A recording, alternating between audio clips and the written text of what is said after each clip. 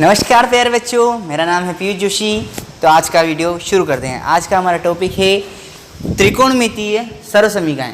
त्रिकोणमितीय सर्वसमीकाएं क्या होती है? कल का हमारा टॉपिक था त्रिकोणमितीय सर्वसमीकाएं जो रहती है, त्रिकोणमितीय अनुपातों के मान किस प्रकार से निकालते हैं, ये हमारा कल का टॉपिक था। और आज का हमारा टॉपिक है त्रिकोणमितीय सर्वसमीकाएं। तो शुरू करते हैं बिना किसी देरी के। आइए, तो सबसे पहले हम बात करते हैं इनके व्युत्क्रम संबंध को, यानी कि व्युत्क्रम का सबसे पहले अर्थ होता है उल्टा, विपरीत या फिर बटे में, है ना। तो व्युत्क्रम संबंध का शुरुआत करते हैं। जैसे साइन, कोस, टेन, कोसेक, सेक, कोट, इनके मध्य में, इनके बीच में क्या व्युत्क्रम संबंध होता है तो देखते हैं। जैसे सबसे पहले साइन का जस्ट उल्टा रहता है कोसेक, यानी कि किस प्रकार से रहता है, sine theta is equal to 1/, cosec theta, यानी ये इसके विपरीत है। व्युत्क्रम का अर्थ होता है बराबर के उस साइड, मतलब बराबर की अगली साइड 1 के बटे में अपनी संख्या, तो ये होता है व्युत्क्रम का अर्थ। ठीक है, तो साइन का जस्ट उल्टा है कोसेक थीटा और कोसेक का जस्ट उल्टा है साइन थीटा। अगर 1 बराबर 1 है, यानी ये 1 इसके बराबर है, तो ये 1 इसके बराबर होगा। ठीक, इसी प्रकार साइन का जस्ट उल्टा कोसेक और कोसेक का जस्ट उल्टा साइन होता है। ठीक है, अगला है हमारा सेकेंड कोसेक थीटा और लास्ट सेकेंड सेक थीटा, तो ये दोनों भी एक दूसरे के विपरीत होंगे। Cos theta is equal to sec theta, यानी कि इसका फॉर्मूला जो होगा वो ये होगा कि cos theta is equal to 1/, sec theta. ये दोनों एक दूसरे के उल्टे हैं, विपरीत हैं या फिर व्युत्क्रमानुपाती हैं। Cos theta sec theta, first यहाँ से फर्स्ट और यहाँ से लास्ट फर्स्ट। ठीक है, यहाँ से कोस थीटा सेकेंड और यहाँ पर लास्ट सेकेंड, ये दोनों बीच के एक दूसरे के बराबर होते हैं। ठीक है, जैसे cos theta is equal to 1/, sec theta, इसी प्रकार से सेक थीटा का फॉर्मूला हो जाएगा 1/, कोस थीटा। कोस सेक का उल्टा है और सेक कोस का उल्टा है। अब बात करते हैं टेन थीटा, तो टेन थीटा ये दोनों बीच के जो हैं, ये दोनों आपस में एक दूसरे के व्युत्क्रमानुपाती हैं, यानी tan theta is equal to 1/, cot theta. और कोट थीटा की बात करें तो cot theta is equal to 1/, tan theta.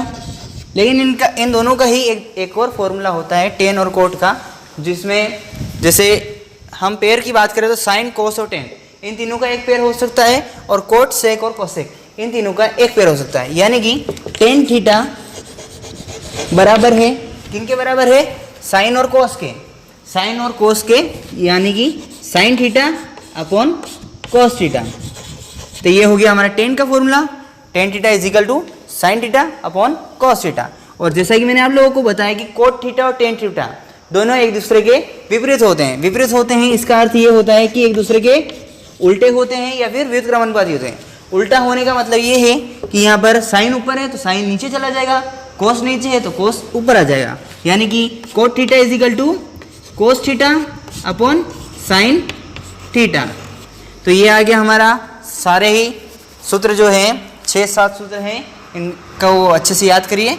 यानी कि tan theta is equal to sine theta upon cos theta और cot theta is equal to cos theta upon sine theta. चलिए, अब इनके जो आपस में गुणे हैं उनको भी एक बार देख लेते हैं, उसके बाद हम शुरू करेंगे सर्वसमीकाओं को। ठीक है, तो इनके गुणे किस प्रकार से होंगे वो भी देख लेते हैं। जिस प्रकार से पेयर हमने बना रखे हैं इसी प्रकार से गुणे होंगे इनके, यानी साइन थीटा काय का उल्टा है, कोसेक थीटा का, तो साइन थीटा इंटू, मैथ्स में डॉट लगाया जाता है इनके बीच में। ठीक है, तो मैं यहाँ डॉट लगा रहा हूँ, sine theta into cosec theta is equal to क्या आएगा, तो इसको हम प्रूफ करेंगे। तो आप लोगों को जिस प्रकार से मैंने अभी थोड़ी देर पहले बताया कि सूत्र क्या होते हैं, उसी प्रकार से कोसेक का फॉर्मूला क्या होता है, कोसेक का फॉर्मूला होता है 1/, साइन थीटा। तो sign theta into 1/, sine theta, sine theta से साइन थीटा कट जाएगा तो आंसर क्या आएगा हमारा 1। ठीक है, इसके बाद अगला गुणा हम करते हैं। तो अगले गुणे में देखते हैं, हमने बताया था कोस थीटा सेक थीटा का उल्टा होता है, तो cos theta into sec theta. अब इसका आंसर क्या आएगा, तो इसको भी वापस उसी प्रकार से हल करते हैं। Cos theta into sec theta का फॉर्मूला होता है 1/, कोस थीटा, तो 1/, कोस थीटा। यहाँ पर वापस कोस थीटा से कोस थीटा कट गया और इसका आंसर आ गया हमारे पास 1। लास्ट है tan theta into cot theta, tan theta into cot theta. अब इसका आंसर क्या आना है, तो जैसा कि हमने इनका सेकेंड वाला जो फॉर्मूला होता है तो उस फॉर्मूले को हम अप्लाई करते हैं। जैसे टेन थीटा का फॉर्मूला होता है sine theta upon cos theta into cot theta का फॉर्मूला होता है, कोट थीटा का फॉर्मूला होता है कोस theta upon sine theta. Tan theta का जस्ट उल्टा, यहाँ पर साइन कोस है तो यहाँ कोस साइन है, ठीक है। अब कुछ कट रहा हो तो उसको काट लेते हैं। जैसे यहाँ साइन है तो यहाँ से ये साइन वाला कट जाएगा, यहाँ कोस है तो ये कोस से ये कोस कट गया। आंसर क्या है हमारे पास 1। तो ये इनके गुणा के फॉर्मूले थे, ठीक है। तो ये थे हमारे व्युत्क्रम से संबंधित फॉर्मूले। इसके बाद अगले जो फॉर्मूले हैं वो ये हैं कि हम सरल समीकरणों को किस प्रकार से बना सकते हैं। तो सरल समीकरणों को बनाने के लिए सबसे पहले हमें त्रिकोण सर्व समीकरण बनाने शुरू करते हैं। तो सबसे पहले हमें त्रिकोणमितीय सर्व समीकरण बनानी है। तो त्रिकोणमिति का अर्थ जान लेते हैं। तो देखिए त्रिकोणमिति को जब हम आपस में डिवाइड करते हैं यानी कि इसका संधि विच्छेद करते हैं तो सबसे पहला वर्ड आता है अपने पास त्रिकोण। तो त्रिकोण का अर्थ क्या होता है, त्रिकोण का अर्थ होता है तीन कोणों वाली भुजा। क्या होता है, तीन कोणों वाली भुजा। तो आपको पता है कि तीन कोणों वाली भुजा कौन सी होती है, तो तीन कोणों वाली भुजा कौन सी होती है, त्रिभुज। त्रिभुज को हम तीन कोणों वाली भुजा कहते हैं। ये पहला कोण, ये दूसरा, ये तीसरा। अब ये कितने 90 डिग्री का कोण है, ठीक है। अब इसमें हम देख लेते हैं कि इसमें तीन भुजाएं हैं तो तीनों का नाम क्या है। तो सबसे पहले देख लेते हैं, सबसे लंबी जो भुजा होती है उसका नाम होता है कर्ण। तो ये आ गया अपना कर्ण। या फिर 90 डिग्री, ये 90 डिग्री का कोण है, इस 90 डिग्री के सामने जो भुजा होती है उसे कहते हैं हम कर्ण, ठीक है। तो ये आ गया अपना कर्ण। कर्ण को मैं यहाँ के से प्रदर्शित करूँगा, ठीक है। अब हम त्रिकोणमिति के सवाल करते हैं तो हमें मानने की भी जरूरत पड़ती है। तो हम किसी कोण को जब मानते हैं तो इस कोण के सामने वाली जो भुजा होती है उसे हम कहते हैं लंब।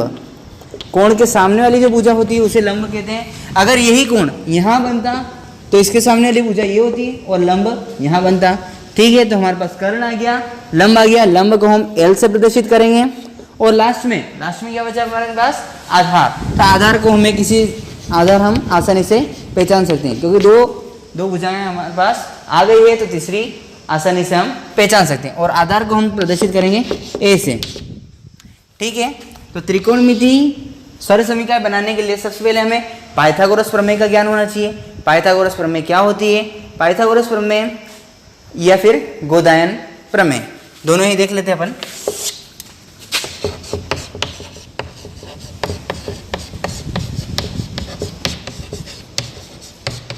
तो पाइथागोरस प्रमेय जो है वो ये है कि कर्ण का स्क्वायर इज इक्वल टू लंब का स्क्वायर प्लस आधार का स्क्वायर। यानी कि कर्ण का स्क्वायर बराबर आधार का स्क्वायर प्लस लंब का स्क्वायर। यानी कि एक भुजा बराबर दोनों भुजाओं का योग। यानी कि कर्ण का स्क्वायर, तो कर्ण को हमने के से प्रदर्शित किया यानी कि के का स्क्वायर इज इक्वल टू लंब का स्क्वायर यानी कि एल का स्क्वायर प्लस आधार का स्क्वायर यानी कि ए का स्क्वायर। तो ये आ गई हमारी पाइथागोरस प्रमेय। पाइथागोरस प्रमेय का जो पूरा है सिद्ध करने की जो प्रमेय है वो आप हमारी अगली वीडियो में देख सकते हैं। तो ये पाइथागोरस प्रमेय है, ठीक है। अब मैं इसको इक्वेशन 1 नाम दे देता हूँ यानी कि समीकरण 1। इसी प्रमेय के द्वारा हम आने वाली जो सरल समीकरण हैं उनको हम सिद्ध करेंगे। तो सिद्ध करते हैं। सबसे पहले हम एक एक करके, जैसे कर्ण है तो एक एक करके हमें 15 समथिंग सरल समीकरण रहती हैं। उन 15 ही सरल समीकरणों को किस प्रकार से हम सिद्ध कर सकते हैं, चलिए देखते हैं। तो पाइथागोरस प्रमेय में यानी कि जो इक्वेशन 1 दे रखी है, समीकरण 1 दे रखी है, इसमें एक एक करके तीनों ही भुजाओं का हम भाग देंगे। जैसे कर्ण है तो पहले इस इक्वेशन के अंदर कर्ण का भाग दे देंगे, फिर सेकेंड लंब है तो लंब का भाग दे देंगे, फिर आधार है तो समीकरण 1 में आधार का भाग दे देंगे। तो सबसे पहले लिख देते हैं समीकरण 1 में कर्ण स्क्वायर से भाग देने पर, चलिए शुरू करते हैं। तो भाग देंगे तो सबसे पहले लिख लेते हैं के का square is equal to L का स्क्वायर प्लस ए का स्क्वायर। अब इसमें सभी में हमें के स्क्वायर यानी कि कर्ण स्क्वायर से भाग देना है। तो यहाँ पर कर्ण स्क्वायर, इसके बटे में भी कर्ण स्क्वायर और आधार के बटे में भी कर्ण स्क्वायर ही आएगा। चलिए तो हम इसको सॉल्यूशन करना शुरू करते हैं। यहाँ कर्ण है, यहाँ पर भी ऊपर की साइड कर्ण है, तो कर्ण से कर्ण को मैंने काट दिया है। नेक्स्ट देखते हैं, यहाँ है एल, एल यानी कि लंब और नीचे साइड है कर्ण, ये आपस में नहीं कट सकते हैं। अगला है हमारे पास आधार और नीचे साइड है कर्ण, ये आपस में कट नहीं सकते हैं। तो अब ये लंब बटे कर्ण, आधार बटे कर्ण, ये भी तो काई के फॉर्मूले होते होंगे, तो इसको भी हम देख लेते हैं। एक ट्रिक है, साधारण पाइथागोरस प्रमेय में त्रिकोणमिति के सूत्र देखने के लिए एक फॉर्मूला होता है, यानी कि लाल कक्का एल ए एल के ए, यहाँ पर साइन थीटा, यहाँ कोस थीटा, यहाँ टेन थीटा,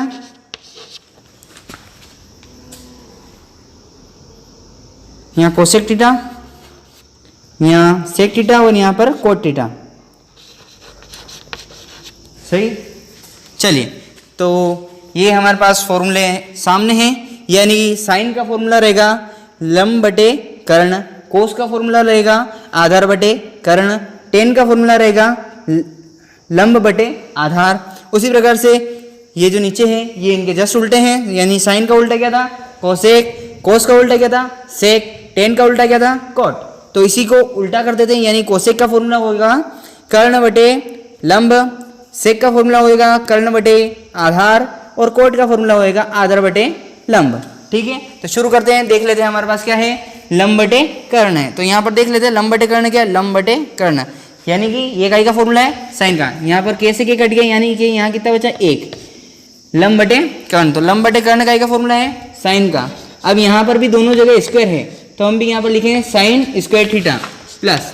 अब देखते हैं आधार बटे कर्ण क्या है, आधार बटे कर्ण क्या है, यहाँ पर ये देखिए तो कोस का फॉर्मूला है, ये आ गया कोस का फॉर्मूला। क्या ये हमारी पहली सरल समीकरण हो सकती है? जी हाँ, ये हमारी पहली सरल समीकरण सामने आ गई है। अब इसके बाद आगे हल, यानी कि मैं इसको इक्वेशन स्टार दे देता हूँ। ठीक है, ये हमारी पहली सरल समीकरण। अगली इसके आगे अगर हम हल करना चाहते हैं तो इसके आगे हम हल किस प्रकार से कर सकते हैं, तो देखिए या तो पहले हम कोस को इस साइड लेके आते हैं। ठीक है, तो यहाँ आ जाएगा 1 minus cos square theta is equal to sine square theta, ये हमारी आ गई दूसरी सरल समीकरण।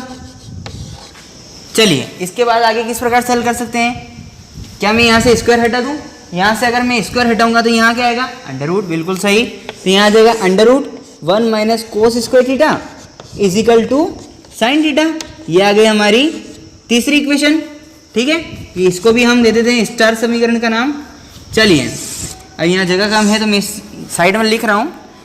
पहले हमने कोस को इस साइड लिया था, ठीक है, इक्वेशन स्टार से, तो कोस को हमने लिया था। अब हम काय को लेंगे साइन को, यानी कि 1 तो इस साइड है ही है।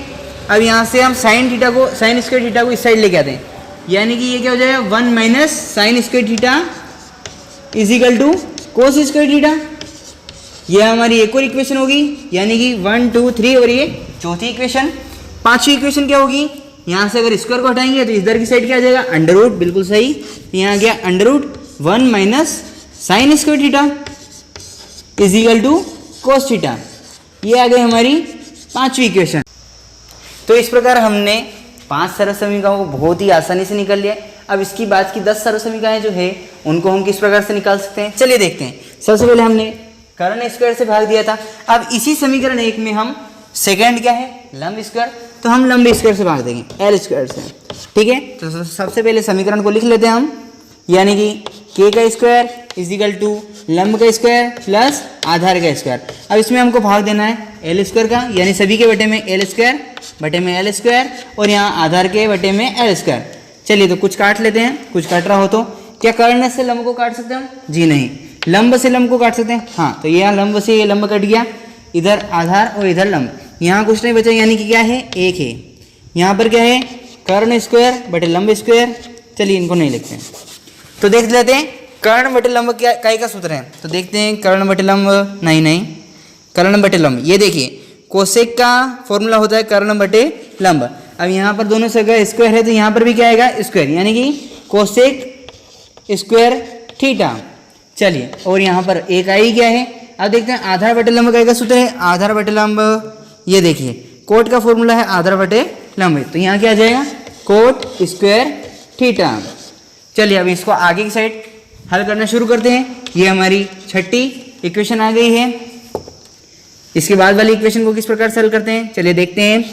तो कोसेक स्क्वायर थीटा तो ऐसा ही रहेगा, ये जो प्लस का 1 है उस साइड बराबर की उस साइड, उसको इधर की साइड लाएंगे, यानी कोसेक स्क्वायर थीटा माइनस का 1 is equal to cot square theta. ये आ गई हमारी अगली इक्वेशन। चलिए अब इसके बाद अगली हल करते हैं। तो अगली किस प्रकार से हल कर सकते हैं, जिस प्रकार से हमने पहले हल करी थी ठीक उसी प्रकार से। यहाँ का स्क्वायर हटाएंगे तो इधर की साइड क्या आ जाएगा, अंडर रूट आ जाएगा। तो under root of cosec square theta minus का 1 is equal to cot theta. ये आ गई हमारी अगली इक्वेशन। ये 3 इक्वेशन आ गई है, इसमें 2 इक्वेशन और बाकी है। तो 2 इक्वेशन क्या है, यहाँ पर यहाँ तक देख लेते हैं, ठीक है। यहाँ से पहले हमने 1 को इस साइड ले गए थे, आप कई को ले जाएंगे, कोट को इस साइड ले जाएंगे, यानी कि कोसेक स्क्वायर थीटा कोट को इस साइड लाएंगे तो माइनस का हो जाएगा, माइनस का cot square theta is equal to 1। ये आ गई हमारी इसकी चौथी इक्वेशन। तो देखिए हमारे पास 1 2 3 यहाँ पर हमारे पास 3 इक्वेशन आ गई है।